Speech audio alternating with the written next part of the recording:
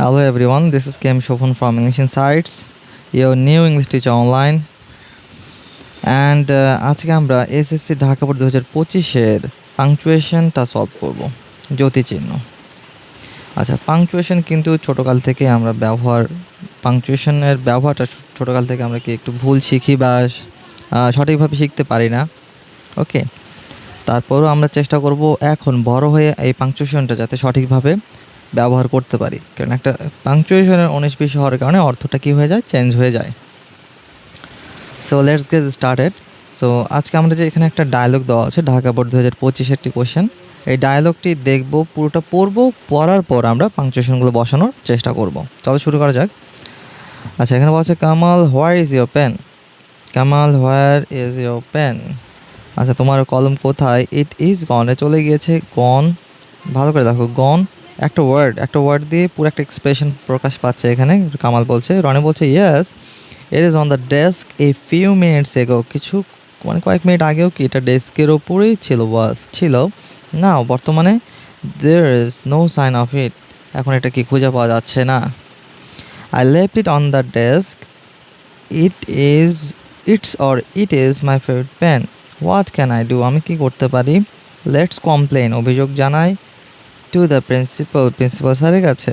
For what, Roni বলছে for what, কিসের জন্য। কামাল বলছে ফর ইউর পেন। রনি বলছে you are mad, I will complain to the principal for a pen. Okay, so পুরো ডায়লগটা আমরা পড়লাম। পুরো ডায়লগটা পড়ার পর কিন্তু আমরা কিছু পাংচুয়েশনও কিন্তু ব্যবহার করেছি ইতিমধ্যে, ঠিক আছে। সো তোমরা দেখো যে লাইন বাই লাইন আমরা এক্সপ্লেন প্রকাশ করব এখানে, যে কী কী পাংচুয়েশন আমাদের এখানে বাদ গিয়েছে। ওকে, সবার প্রথমে দেখো হোয়াটস ইয়োর পেন। আচ্ছা, এখানে একটা পাংচুয়েশন হবে, অ্যাপোস্ট্রফি হবে। হোয়ার ইজ, আমাদের ভার্ব কোথায়, ভার্বটাকে নিয়ে আসতে হবে। ওকে, ঠিক এই জায়গাতে আমরা সঠিক রূপ দিয়েছি, হোয়ার ইজ। এখানে অ্যাপোস্ট্রফি এস অর্থ কি, হোয়ার ইজ অ্যাপোস্ট্রফি এস দ্বারা কিন্তু আবার পসেসিভ কেসও বোঝায়। আচ্ছা, সেটাও আমরা দেখব। ওকে, আচ্ছা, অ্যাপোস্ট্রফি দিয়ে যদি আমরা বললি, আচ্ছা, it is like KAMAL, S, এই যে এটা কামালের। ওকে, আচ্ছা, আমরা মূল সেন্টেন্সে আসি। হোয়ার ইজ, এখানে তাহলে অ্যাপোস্ট্রফি এস হচ্ছে, খুব সিম্পল, আমাদের হচ্ছে ভার্বটা ব্যবহার করলাম এটা। ওকে, ইট ইজ গান, এটার কোনো ভুল আছে না, এই বাক্যে কোনো বিরাম চিহ্নের ভুল নেই, এটা কারেক্ট। তার পরবর্তী দেখো, আচ্ছা, এখানে কামাল বলছে গন, জাস্ট একটা ওয়ার্ড দিয়েই কিন্তু পুরো একটা এক্সপ্রেশন প্রকাশ পাচ্ছে। আগেও বললাম যে গন, ইট ইস লাইক গন মানে চলে গেছে, যে আমার কলমটা হারিয়ে গেছে। ওকে, সো পরের সেন্টেন্স পড়লে এটার অর্থ আরও ক্লিয়ার হতে পারবে। দেখো, রনি বলছে কি, it is on the desk a few minutes ago, কয়েক মিনিট আগে ওটা ছিল। Now there is no sign of it, এখন এটা নেই। তাহলে আমরা একটা সেন্টেন্স দ্বারা কি এক্সপ্রেশন বোঝা যাচ্ছে, গন এটা হচ্ছে সে অ্যাকচুয়ালি অবাক হয়ে গেছে, ওকে, বা বিস্ময়াভূত হয়ে গেছে। সো এই জায়গাতে নোট অফ এক্সক্লামেশন চিহ্ন বসবে, নোট অফ এক্সক্লামেশন চিহ্ন, ঠিক আছে। যে রনের কলম হারিয়ে যাওয়ায় কামাল তা শুনে অবাক বা বিস্ময় প্রকাশ করেছে। আচ্ছা, এখানে রনি বলছে ইয়েস। আচ্ছা, ইয়েস নো থাকলে এগুলোর পরেও হচ্ছে আমরা কমা ব্যবহার করব। ইট is on the desk a few minutes এগো, এটা একটা সেন্টেন্স শেষ হয়েছে। তারপরে আবার নাও এর পর আমরা কী ব্যবহার করব, কমা ব্যবহার করব। ওকে, নাও দেয়ার ইজ, এখানে আবার কন্ট্রাকশন ব্যবহার করা হচ্ছে, তাহলে there is no sign of it. আচ্ছা, এখানে আর কোনো ভুল নেই, there is no sign of it. তাহলে এখানে আমরা কী পেলাম, ইয়েসের পর কমা, ইয়েস নো থাকলে আমরা তারপরে কমা ব্যবহার করব, ঠিক আছে। ইয়েস নো থাকলে তারপরে কমা ব্যবহার করব। আচ্ছা, ফিউ মিনিটস এগো সেন্টেন্স শেষ হয়েছে, তাই ফুল স্টপ ব্যবহার করেছে ওখানে। তৃতীয় ফুল স্টপের পর নতুন যে বাক্য শুরু হয়েছে, তা নাও এর পর প্রথম অক্ষরটি কি, ওকে, নাও এর প্রথম অক্ষরটি হচ্ছে বড় হাতের হবে অবশ্যই, একটা নতুন সেন্টেন্স যেহেতু শুরু হচ্ছে, এবং বাক্যে জোর দেওয়ার জন্য এরপরে একটি কমা দেওয়া ভালো। ওকে, নাও মানে এখন, দেয়ার ইজ নো, এটা অ্যাকচুয়ালি এমফাসাইজ করা হচ্ছে। ওকে, নাও। ওকে, এখন সাধারণত মনে রাখো, নাও যদি সেন্টেন্সের শেষে থাকে তাহলে কিন্তু নাও এর আগে আর কোনো কমা বসে না। For example I am eating নাও, এখানে ইটিং এর পর আর কোনো কমা ব্যবহার করা হচ্ছে না। সো নাও যদি সেন্টেন্সের শুরুতে থাকে তাহলে কমা ব্যবহার করতে পারি আমরা। ওকে, তারপর দেয়ার ইজ, আচ্ছা এখানে একটা কন্ট্রাকশন ছিল। আচ্ছা পরবর্তী দেখো I left it on the desk, I left it on the desk, এখানেও কোনো ভুল আছে? ভুল নেই, তবে এখানে একটা আমরা জিনিস শিখবো যে আই হচ্ছে, আই অর্থ কি? আই মানে কি আমি, না? ওকে, আই দ্বারা বোঝাচ্ছে আমি, আই দ্বারা বোঝাচ্ছে আমি। এখন এই আইটা কেন সবসময় ক্যাপিটাল লেটার হয়, এটার একটু ব্যাখ্যাটা আমরা বোঝার চেষ্টা করি, খেয়াল করবে। আচ্ছা আই বড় হাতের হয়, বেশিরভাগ ক্ষেত্রে আমরা বলি যে আই দ্বারা আমাকে বোঝাচ্ছে, নিজেকে বোঝাচ্ছে, এটা একটা গর্বের ব্যাপার, তাই না? ওকে, নিজেকে বোঝাচ্ছে, গর্ব বলতে কি, ওকে, যে আমি সর্বশ্রেষ্ঠ, সবসময় এটা হচ্ছে আই দ্বারা বলছে আমি সর্বশ্রেষ্ঠ, এই জন্য সবসময় ক্যাপিটাল লেটার হয়। আচ্ছা এমনটা না, ওকে, এটার পিছনে খুব মজার একটা গল্প রয়েছে। দেখো ইংরেজি প্রত্যেকটা ল্যাঙ্গুয়েজের কি ভাগ থাকে, বাংলা ভাষার যেমন ভাগ রয়েছে প্রাচীন যুগ, মধ্যযুগ, আধুনিক যুগ, তেমনি ইংরেজি ভাষারও কিন্তু 3টা যুগভাগ রয়েছে। ওকে, এই যুগ বিভাগগুলো হচ্ছে কী কী?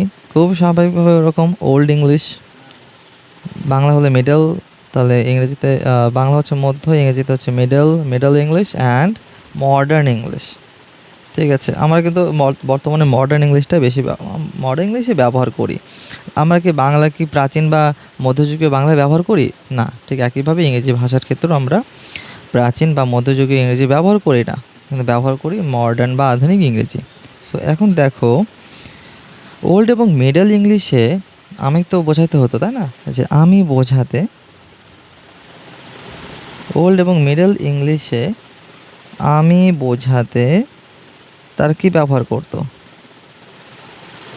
আমি বোঝাতে তারা ব্যবহার করতো আইসি অথবা ICH। ওকে, যে এই আইসি দ্বারা মধ্যযুগে, প্রাচীন যুগে আমি বোঝানো হতো, আইসি বা ICH। এখন কালের বিবর্তনে এটা মডার্ন ইংরেজিতে চলে এসেছে, মডার্ন ইংরেজিতে এটা চলে এসেছে শুধু একটা আয়ে, এই সি এবং CHগুলো অমিট হয়ে গেছে কালের বিবর্তনে। এখন দেখো এই আই দ্বারা, স্মল লেটার আই দ্বারা কিন্তু আমি বোঝানো হয়। এখন বেশিরভাগ ক্ষেত্রে তারা প্রবলেম ফেস করলেন কি, যে যখন আই ব্যবহার করলো, আচ্ছা আই প্রাচীন, আমি ওল্ড বা মিডল ইংলিশের আই বর্তমানে একটা সেন্টেন্সে যদি ব্যবহার করি, it's like I go to school, এটা খুব সিম্পল একটা সেন্টেন্স। দেখো এইভাবে যখন প্রাচীন যুগে এই আইটা ব্যবহার করা হতো, দেখা যেত এই আই তার পার্শ্ববর্তী লেটারগুলোর সাথে মিশে একাকার হয়ে যাচ্ছে বা খুঁজে পাওয়া যাচ্ছে না। তো তখন থেকে তারা এই আইটাকে ব্যবহার করা শুরু করলো ক্যাপিটাল হিসেবে ব্যবহার করলো, যাতে সেটা আরও স্পষ্ট হয়, চোখে ধরা দেয়। ওকে, যাতে ভিজিবল থাকে। এবং তার 14 শতকে যখন মুদ্রণ যন্ত্রের আবিষ্কার হলো, মুদ্রণ যন্ত্র চলে আসলো, তখন এই জিনিসটা আরও প্রাতিষ্ঠানিক রূপ লাভ করেছে। তখন থেকেই কিন্তু চলে আসছে এই আইটার ক্যাপিটাল লেটার বা ক্যাপিটাল ফর্মে লেখা। ক্লিয়ার? সো এটা কিন্তু গর্বের কোনো ব্যাপার না, এটা হচ্ছে জাস্ট আইটা যাতে আমরা স্পষ্ট বুঝতে পারি, আয়ের অর্থটা যাতে ধরতে পারি, এই জন্য আইটাকে ক্যাপিটাল লেটার লেখা হয়। ওকে, কোনো ভুল নেই। আচ্ছা তারপরে দেখি ইট ইজ, আচ্ছা এখানে একটু ভুল রয়েছে। ইট ইজ এখানে আমরা ব্যবহার করব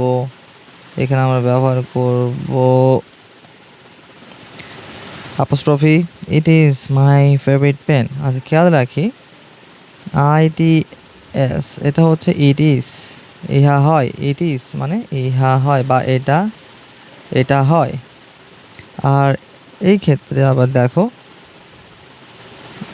ITS, ইটস মানে কি ইহার, এটা কিন্তু পসেসিভ, এটা পসেসিভ, মালিকানা বোঝাচ্ছে যে, ওকে, যে ইটস কালার, যে ইহার রং কেমন, আর ইট ইজ গ্রিন, ইহা হয় সবুজ, এরকম। ক্লিয়ার? সো এটা হচ্ছে it is my favourite pen, এটা কিন্তু অবশ্যই কন্ট্রাকশন হবে না, কন্ট্রাকশন হলে ভার্ব থাকবে না, ভার্ব না হলে সেন্টেন্স হবে না। সো এই জায়গাতে it is my favourite pen, এটা আমার প্রিয় কলম। হোয়াট ক্যান আই ডু, প্রশ্ন করা বোঝাচ্ছে, তাহলে হবে কোয়েশ্চেন মার্ক। আচ্ছা, কামাল বলছে লেট আসকে আমরা সংক্ষেপে লিখি লেটস। তাহলে এখানে হবে apostrophe S, let's complain to the principal. এখানে আর কোনো ভুল আছে? এখানে আর কোনো ভুল নেই। আচ্ছা, রনি বলছে ফর হোয়াট, কোশ্চেন করা বোঝাচ্ছে, ফর হোয়াট কিসের জন্য। ওকে, কামাল বলছে ফর ইউর পেন, সিম্পল একটা অ্যাসার্টিভ স্টেটমেন্ট।